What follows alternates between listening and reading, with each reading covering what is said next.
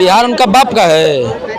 वो ताकत है ना कि बिहार का सिर्फ 1/4 हिस्सा आपके पास जाएगा ना तो बंगाल नेस्त नाबूद क्यों नहीं चलेगा।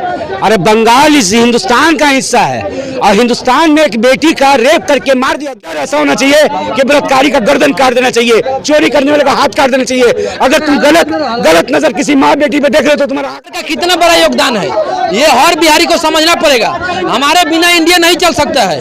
हमारे को किसी को जलाने का किसी को करने का औकात है। किसी बिहार उनका बाप का है कि जला देंगे। दिल्ली बोलते हैं बट ये असम भी बोलते हैं, झारखंड भी बोलते हैं। कितना वही पावरफुल है क्या? ममता बनर्जी का अगर कोई हमारे बिहार की जलाने की बात करेगा हम उसे जला देंगे।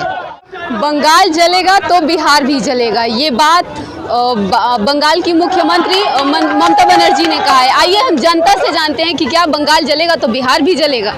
क्या नाम हुआ आपका? सैफ अली। सैफ अली जी, बताइएगा कि बंगाल जलेगा तो बिहार भी जलेगा, ममता बनर्जी क्या बिहार को जला देंगी?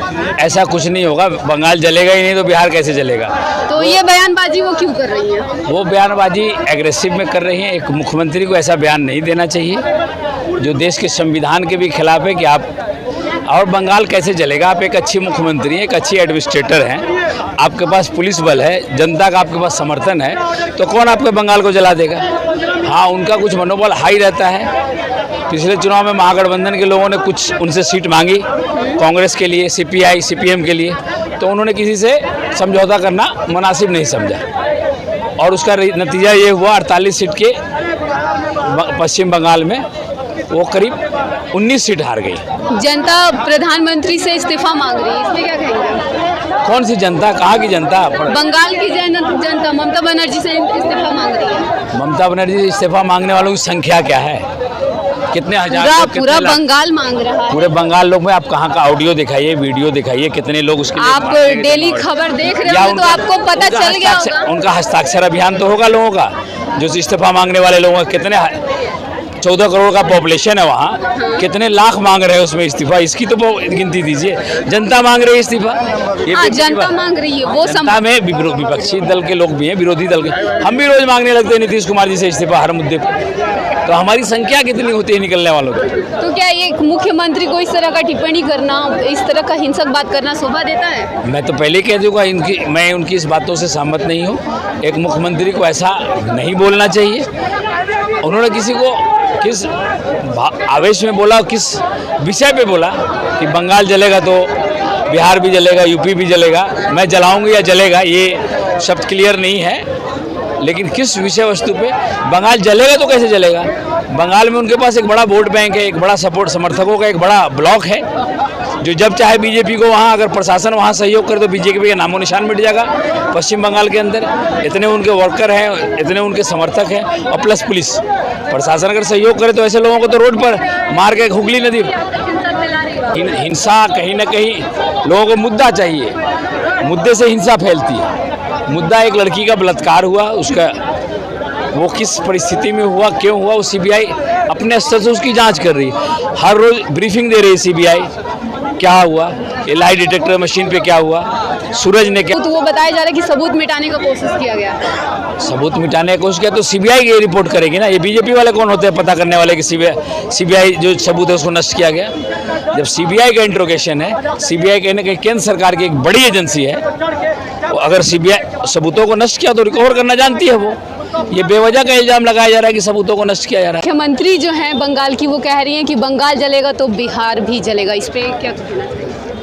अब अगर वो टिप्पणी कर रही हैं, एक प्रदेश के मुख्यमंत्री होते हुए अगर वो इस तरीके की टिप्पणी कर रही हैं तो कहीं ना कहीं उचित नहीं है, कहीं से कहीं तक। ठीक है, आपको पता है कि बंगाल में क्या परिस्थितियां हैं, क्या चीज़ें हो रही हैं और बीते दिनों पहले क्या हुआ। ठीक है, और पूरे देश में क्या हो रहा है ये आपको भी पता है, हमें भी पता है, बहुत ही बेहतरीन तरीके से पता है।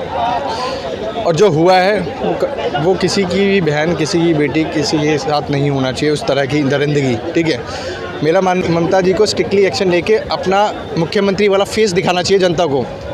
अगर आने वाले समय में विधानसभा चुनाव भी आएंगे, आने वाले समय में बहुत सारे चुनाव आने वाले हैं, ठीक है, देश में भी आएंगे और उनके खुद के स्टेट में भी आएंगे, तो कहीं ना कहीं ये चीज़ों को उनको डिले नहीं करना चाहिए, इस पर स्ट्रिक्टली एक एक्शन दिखाना चाहिए उनको। बंगाल के मुख्यमंत्री हैं, बिहार के नहीं हैं। अब बिहार बंगाल जलेगा तो बिहार जलेगा, उसकी औकात है कि बिहार जला देगा। बिहार में सुशासन बाबू की सरकार बताया जाता है और यहाँ भाजपा और जेडीयू की सरकार है और यहाँ की जनता बागडोर जानती है संभालने के लिए। जब वैसा नौबत आएगा ना जलने का, तो जनता यहाँ की हर जनता राजनीति के अनुसार जागरूक है। हर जनता चाहती है कि हमारा समाज कैसे सुरक्षित रहे। ममता बनर्जी का अगर कोई हमारे बिहार की जलाने की बात करेगा, हम उसे जला देंगे, हम उसे जला देंगे। ममता बनर्जी क्या, ममता बनर्जी के अलावा कोई भी बिहार जलाने की बात करेगा, हम उसे जला देंगे, कोई भी हो। ममता बनर्जी एक बयान दे रही है कि बंगाल जलेगा तो बिहार भी जला देंगे, इस पे क्या कहेंगे? बिहार उनका बाप का है, वो तो कह रही है बिहार भी जला, बिहार उनका बाप का है, बिहार का बेटा ना है बंगाल।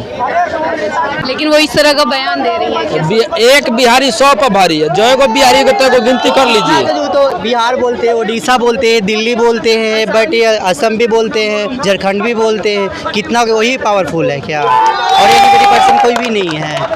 जब तक बिहार को बोलने वाला क्यों हो रहा है? यहाँ के बिहार के लोग जब तक संगठित नहीं होंगे, जब तक जात पात का अपना मुद्दा खत्म नहीं करेंगे, जब तक यहाँ पे रोजगार की बात नहीं होगी, शिक्षा की बात नहीं होगी, तब तक ऐसा ही कोई बोलते रहेगा। बिहारी जाते रहेंगे, हर जगह लात खा के आते रहेंगे, पिटाते रहेंगे, हर जगह गाली खाते रहेंगे। इसलिए बिहारियों को यहाँ पे संगठित होने की जरूरत है। बिहारियों को जात पात से उठकर काम करने की जरूरत है, जात पात से उठकर अपने लिए वोटिंग करने की जरूरत है, विकास के लिए जरूरत है, रोजगार के लिए जरूरत है, यहाँ के युवाओं के लिए जरूरत है। ऐसे तो कोई भी आकर जो 60-गांठ वाला रहेगा, यहाँ पे जात पात का राजनीति होगा तो कोई भी आएगा, जहाँ जाएगा बिहारी वहाँ पे लात खा के आएगा, जूता खा के आएगा। एक भी फैक्ट्री 30 साल में बताइए चल रहा है बिहार के अंदर, एक भी नहीं लगा है। जो चल रहा था वो भी बंद हो गया, एक भी चीनी मिल नहीं चल रहा है। क्यों नहीं चल रहा है? तो ऐसे वो कह कैसे सकती है? ऐसे वो इसलिए कह सकती हैं क्योंकि उनको पता है कि बिहारी वहाँ पे लगभग बंगाल के अंदर 4 से 5 लाख बिहारी काम करते हैं, ताकि उनसे बिहारी डर जाएं, उनके बयान से और उनके सपोर्ट में हो जाएं। वो ऐसा बयान बिहारी को डराने के लिए दे रही है? हाँ, सिर्फ वहाँ पे जो मजदूर बिहारी हैं उनको डराने के लिए कर रही हैं। और बहुत सहलिया बिहार अब अपना ताकत दिखाएगा, जात पात से हटकर अब फिर बार अपना यहाँ पे बिहार में सरकार बनाएगा। और जो इंडिया के अंदर बिहारी नाम से गाली दे रहा है, श्राप हो गया है, उसको सिखाएगा कि बिहार का राजनीति के अंदर क्या भूमिका है। ये पूरा देश के राजनीति को पलट कर रख देगा बिहार। अभी आप देख रही है ना, एक नीतीश कुमार के कारण पूरा भारत में जो सरकार बन रहा है बीजेपी का, वो नीतीश कुमार के बदौलत बन रहा है। तो बिहार का कितना बड़ा योगदान है, ये हर बिहारी को समझना पड़ेगा। हमारे बिना इंडिया नहीं चल सकता है। हमारे को किसी को जलाने का, किसी को करने का औकात है? किसी बिहार उनका बाप का है कि जला देंगे? क्या कहें? बिहारी वहाँ पे 5 लाख बिहारी हैं, सिर्फ एक इकट्ठा हो जाए तो पूरा बंगाल को खत्म कर देंगे। लेकिन हमारे संस्कार में नहीं है। हम वहाँ पे कमाने के लिए गए हैं, अपने पेट पालने के लिए गए हैं, समस्या के कारण वहाँ पे गए हैं। तो हमारा ये काम नहीं है कि हम किसी को जला दें, किसी को खत्म कर दें। लेकिन हमारे को भी कहा गया है, हम नहीं करें, पूरा इंडिया दुनिया कहता है कि एक बिहारी 100 पर भारी। जिस दिन बिहारी जिसके ऊपर चढ़ जाएगा, कोई किसी का मजाल है? ममता बनर्जी कौन सा चीज है? ममता बनर्जी बोल रही है वो बंगाल जलेगा तो बिहार भी जलेगा। बंगाल क्यों नहीं जलेगा? अरे बंगाल इस हिंदुस्तान का हिस्सा है और हिंदुस्तान में एक बेटी का रेप करके मार दिया गया और वहाँ पे केंद्र में वहाँ के मुख्यमंत्री कौन? ममता बनर्जी। गृह मंत्री किसके पास? ममता बनर्जी के पास। अब वो न्याय मांग रही किससे भाई? वो रोक पुतर के न्याय किससे मांग रही है? यानी कि वो हिंदुस्तान की जनता को और बंगाल की जनता को बेवकूफ समझ रही, बुड़बक बना रही है। अरे हम तो कह रहे हैं कि आप अगर आपसे सरकार नहीं चल रहा तो आप इस्तीफा दीजिए, आप इस्तीफा दीजिए, लेकिन इस तरह का बयान मत दीजिए कि अगर बंगाल जलेगा तो बिहार भी जलेगा। और बिहार में वो ताकत है ना कि बिहार का सिर्फ 1/4 हिस्सा आपके पास जाएगा ना तो बंगाल नेस्त नाबूद हो जाएगा। लेकिन हम लोग वैसा चाहते नहीं है। हम लोग भीमराव अम्बेडकर को मानने वाले हैं, हम लोग संविधान से चलने वाले हैं। वैसा हम लोग टिप्पणी भी नहीं करेंगे, वैसा भाषण भी नहीं देंगे। और ममता बनर्जी को माफी मांगना चाहिए जनता से, नहीं तो आने वाले चुनाव में इसका परिणाम वहाँ की जनता आपको बताएगी। जनता इस्तीफा मांग रही है उनसे। हाँ? जनता इस्तीफा मांग रही है उनसे। बिहार की जनता भी इस्तीफा मांग रही है, और बिहार की जनता खाली ममता बनर्जी से इस्तीफा नहीं मांग रही है, ममता बनर्जी से मांग रही है, नीतीश कुमार से मांग रही है, महाराष्ट्र के मुख्यमंत्री से मांग रही है, और यूपी के मुख्यमंत्री से मांग रही है। चारों मुख्यमंत्री से इस्तीफा इसलिए मांग रही है कहे कि वो लोग हमारे देश में नहीं पूरे वर्ल्ड में सबसे घिनौना अपराध माना गया है, तो वो बलात्कार है, वो बलात्कार को माना गया है। ठीक है, अब बलात्कार करके खुले सांड की तरह घूम रहे हैं, जेल भी जाने से डर नहीं है उनको। कहा कि भोजपुरी में गाना भी ट्रेंड करता है, आज जेल होगा कल बेल होगा, परसों से वही खेल होगा, तो उसका मनोबल बढ़ा रहा है, उसका मनोबल बढ़ा रहा है। हम चाहते हैं कि इस गाना भी बैंड लगाना चाहिए, इस गाना में बैंड लगाना चाहिए, कहा कि अपराधी भी जान रहे हैं कि हमको सजा होगा संविधान के दायरे में आके, हमारा वकील 90 दिन में, 105 दिन में, 110 दिन में हमको बेल करवा देगा, फिर मेरा मनसा रहेगा किसी लड़की को टारगेट करना, फिर मेरा मनसा रहेगा किसी की बेटी को बर्बाद करना, फिर मेरा मनसा रहेगा किसी का घर बर्बाद करना। तो ऐसे बलात्कारी को होता क्या है मैडम, बताए थे आपको कि छोटा मोटा अपराध होता है ना, चोर चमारी होता है, हम लोग पकड़ के प्रशासन के हवाले कर देते हैं वैसे अपराध को, लेकिन बलात्कारी अगर बलात्कारी ऐसा अपराध करे, हम प्रशासन से निवेदन करेंगे कि वो जनता के हवाले कर दे, उसको जनता के हवाले कर देगा, जनता उसका 2 मिनट में फैसला कर देगा। वैसे अपराधी को कोर्ट के मतलब संविधान के दायरे में रखने एक नया कानून बना के बीच चौराहा पर, जैसे पटना में जैसे हम पटना में खड़े हैं, पटना का हॉट इलाका डाकबंगला चौराहा है, डाकबंगला पर उसको लटका के बीच चौराहा पे उसको फांसी का सजा दिया जाए, तब अगल बगल जितने भी मानसिकता जो रख रहे हैं बलात्कार करने का, रेप करने का, अपहरण करने का, उनको डर होगा कि रेप करने का अंजाम अब हिंदुस्तान में क्या है, रेप करने का अंजाम अब हिंदुस्तान में क्या है, जो सऊदी अरब में होता है, जो दुबई में होता है, बलात्कार करने पे गर्दन काट दिया जाता है, चोरी करने पे हाथ काट दिया जाता है, वही कानून यहाँ चाहिए। जब तक उसके अपराधी के दिल में डर नहीं होगा, तब तक मेरी माँ, बेटी, मेरी बहन कभी सेफ नहीं रहेगी, कहीं सुरक्षित नहीं है, पूरे भारत में सुरक्षित नहीं है, जब तक अपराधी के दिल में डर नहीं पैदा होगा।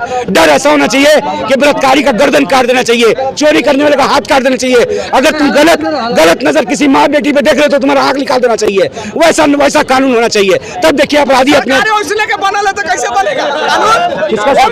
सरकारें बलात्कारी का बनल है, जितना बलात्कारी सब भाजपा का संस्कारी बनकर बैठल है, सरकारें ओकरे बनल है तो कैसे भाजपा का। लेकिन बंगाल में तो बीजेपी का सरकार नहीं है ना। अरे तो इसीलिए तो टीवी में चल रहा है, महाराष्ट्र में रेप नहीं हुआ, बिहार में रेप नहीं हुआ, यूपी में रेप नहीं हुआ।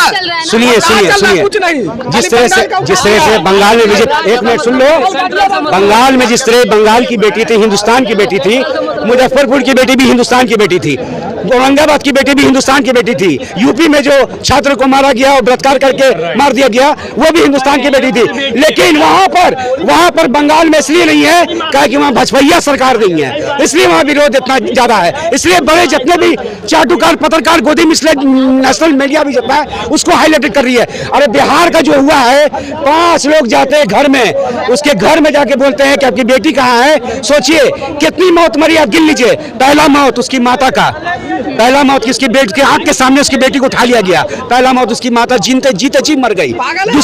दूसरा मौत उसको ले आके 5 लोग बलात्कार किए हैं, पहला मौत लड़की मरी बलात्कार से और उसके बाद उसको मौत के घाट उतार दिया गया, तीसरा मौत मरी वो अपने उसके चाकू की धार से, और चौथा मौत मरा उसका बाप शर्म से। तो सोचिए 4 मौत हुआ है, और यहाँ का प्रशासन लचर है, यहाँ के सिस्टम में छेद है, अभी तक अपराधी को सजा नहीं मिला है, पकड़ा गए वो, लेकिन सजा नहीं मिला है। अरे साबित अगर हो जाए कि वो दोषी है, 24 घंटे के अंदर चौराहा पे लाके फांसी दीजिए उसको, जेल के काल कोठरी में नहीं, बीच चौराहा पे फांसी दीजिए, कि जितने अपराधी हैं उनके दिल में डर हो कि अपराध बलात्कार करने का नतीजा क्या होता है, फांसी होता है, फांसी बीच चौराहा पे फांसी, जेल के अंदर नहीं, सिस्टम से नहीं, एक नया सिस्टम बना के अपराधी को फांसी दीजिए। झूठा बात बोल रहे हैं। तो देखा आपने कि जनता ने क्या कहा, जनता का डिमांड है कि अगर इस तरह का अपराध होता है तो अपराधी को जनता के हवाले कर दो, उसे जेल में नहीं डाले, उसे जेल के हवाले नहीं करें। बाकी आप अपनी प्रतिक्रिया हमें कमेंट बॉक्स में जरूर बताएं।